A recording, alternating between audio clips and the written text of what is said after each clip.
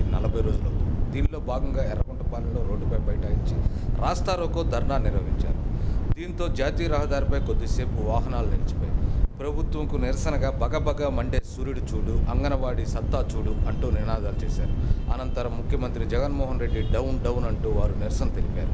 వెంటనే ప్రభుత్వం స్పందించి తమ సమస్యలు తీర్చాలని డిమాండ్ చేశారు. గౌరవించి చర్చలకు పిలిచి మీకు కనీస వేతనం ఇస్తామని మమ్మల్ని సంప్రదించి మాకు గౌరవ వేతనం మాకొద్దు, కనీస వేతనం కావాలని మేము ప్రతిరోజు టెంటుల దగ్గరికి వచ్చి మా వాళ్ళంతా అన్నం నీళ్లు లేకుండా ఈ అంగన్వాడీ టీచర్లు ఒక్కొక్కళ్ళు ఒక 5 మందితో కలిసి దాదాపు 1,10,000 మంది, దాదాపు 55-60 లక్షల మంది రేపు నీకు వ్యతిరేకంగా నీ పునాదిని కూల్చడానికి సిద్ధంగా ఉన్నారు. ఖచ్చితంగా ఇప్పటికైనా మేము ఈ ప్రభుత్వాన్ని మరి డిమాండ్ చేస్తున్నాం.